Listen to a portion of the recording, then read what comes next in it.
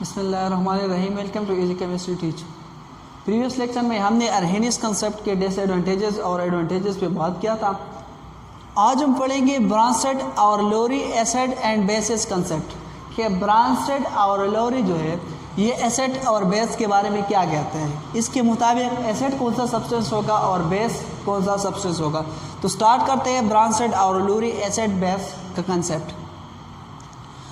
In 1923, Bronsted and Lowry proposed a new definition of acid and base.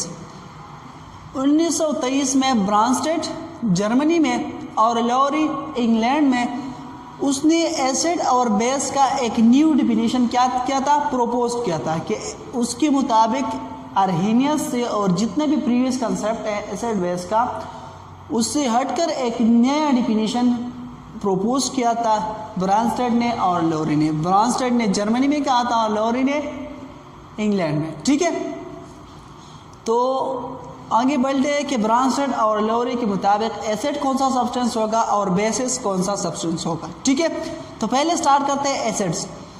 According to Bronsted and Lowry, acid are those substances which donate are capable to donate one or more proton.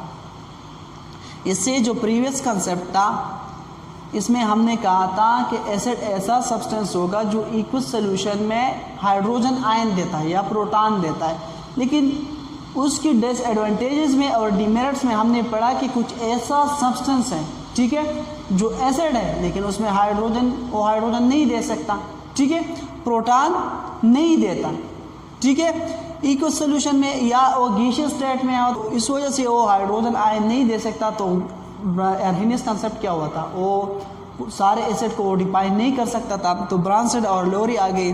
ब्रांस्टेड और lorry ने कहा कि acid ऐसा substance होगा जो क्या करता है, जो डोनेट करता है प्रोटॉन को या केपेबल टू डोनेट प्रोटॉन या प्रोटॉन देने का क्या होगा, केपेबल होगा।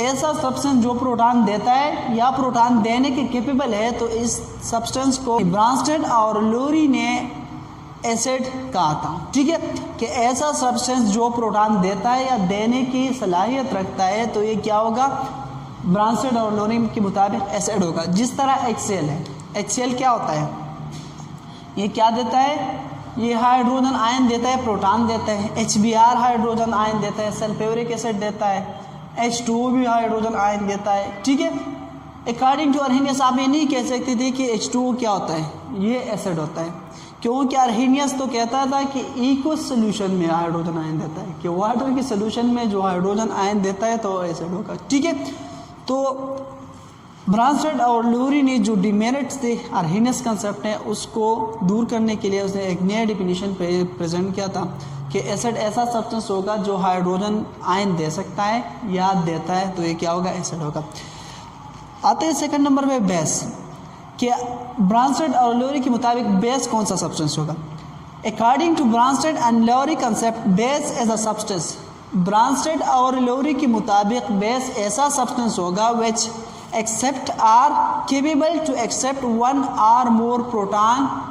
ठीक है, अकॉर्डिंग टू ब्रांस्टेड और लॉरी की बेस ऐसा सब्सटेंस होगा जो क्या करता है, जो प्रोटॉन को एक्सेप्ट करता है या केपेबल होता है टू एक्सेप्ट प्रोटॉन या प्रोटॉन को एक्सेप्ट करने की सलाहियत रखता है, तो ऐसा सब्सटेंस क्या होगा, ये बेस होगा अकॉर्डिंग टू ब्रांस्टेड और लॉरी। इससे जो प्रीवियस कंसेप्ट था अर्हेनियस कंसेप्ट, उसमें हमने पढ़ा था कि बेस ऐसा सब्सटेंस होता है जो हाइड्रोक्सिल आयन देता है इक्वस सॉल्यूशन। ठीक है, लेकिन उसके बाद जब हमने स्टडी किया तो बहुत से ऐसे बेसिस थे जो हाइड्रोक्सिल आयन उसमें प्रेजेंट नहीं था और न इक्वस सॉल्यूशन में वो दे सकता था। अगर हाइड्रोक्सिल आयन प्रेजेंट नहीं है तो इक्वस सॉल्यूशन में किस तरह देंगे। ठीक है, तो इस डिसएडवांटेज को दूर करने के लिए ब्रांस्टेड और लॉरी ने एक न्यू डिफिनीशन प्रेजेंट किया था बेस का, कि बेस ऐसा सब्सटेंस होगा जो प्रोटॉन को एक्सेप्ट कर सकता है या प्रोटॉन को एक्सेप्ट करेगा। ठीक है, किसी से रिएक्शन में।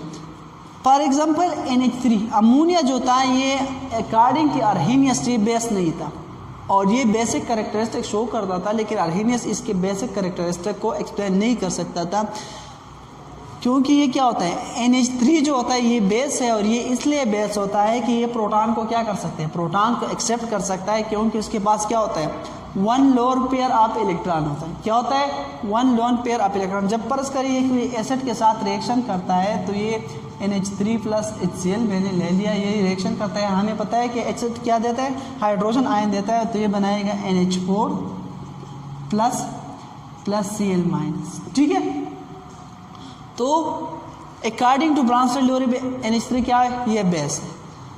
इसी तरह डाईइथाइल डाईअमीन, ये क्या है? ये भी बेस है। इस तरह पानी भी क्या है? अरहेन ब्रांस्टेड-लोरी के मुताबिक ये भी बेस है। ठीक है, मैंने कुछ एसिड्स और बेसिस जो ब्रांस्टेड-लोरी के मुताबिक बेसिस और एसिड है इसको मैंने मेंशन किया है। ठीक है, उससे सबसे पहले जो है ये मालिकुलर एसिड और बेस के मालिकुलर, आप लोग मालिक्यूल जानते होंगे। ये मालिक्यूल ऐसा सब्सटेंस होता है जो प्रीली नेचर में क्या होता है? एग्जिस्ट होता है, जो प्रीली नेचर में सर्वाइव कर सकता है, तो इस तरह सब्सटेंस को हम मालिक्यूल कहते हैं। तो पहले मालिकुलर एसिड के मालिकुलर एसिड क्या होगा? मालिकुलर एसिड कंसिस्ट होगा मालिक्यूल पे। फॉर एग्जांपल HCl जो होता है, अगर आपके पास HCl पड़ा है तो ये HCl बना होगा हाइड्रोजन और क्लोरीन इस तरह मालिक्यूल से। ठीक है, इसको मालिकुलर एसिड कहते हैं। HBr हो गया, सल्फ्यूरिक एसिड हो गया, H2SO4, नाइट्रिक एसिड हो गया, फास्फोरिक एसिड हो गया और वाटर। ये क्या है? ये मालिकुलर एसिड है। ये इस तरह सब्सटेंस है जो प्रोटॉन दे सकता है। ठीक है, और किसी मालिकुलर फॉर्म में एग्जिस्ट करता है। ये किस फॉर्म में एग्जिस्ट करता है? मालिकुलर फॉर्म में। इसके बाद आता है केटायनिक एसिड। केटायन हम कहते हैं पॉजिटिव चार्ज को। केटायन किसे कहते हैं? पॉजिटिव चार्ज को। तो केटायनिक एसिड ऐसा एसिड होगा जिसपे क्या होगा? जिसपे पॉजिटिव आयन होगा। जिसपे क्या होगा? पॉजिटिव आयन होगा। तो इस तरह एसिड को हम क्या कहते हैं? Cationic acid. For example H3O, hydronium ion. Hydronium ion पे क्या होता है? प्लस चार्ज होता है, और ये क्या होता है? ये हाइड्रोजन दे सकता है, प्रोटॉन दे सकता है, तो इसलिए क्या है? एसिड है अकॉर्डिंग टू ब्रांस्टेड-लोरी। अगर आप अमोनियम आयन को देखें तो अमोनियम आयन पे भी प्लस चार्ज है और ये प्रोटॉन दे सकता है, तो ये भी क्या है? एसिड है। उसके बाद आता है एनायोनिक एसिड। एनायन हम कहते हैं नेगेटिव आयन को। नेगेटिव आयन को हम क्या कहते हैं? एनायन कहते हैं। तो ये इस तरह एसिड होगा जिस पे नेगेटिव चार्ज होगा, लेकिन ये क्या कर सकते हैं? ये प्रोटॉन दे सकता है।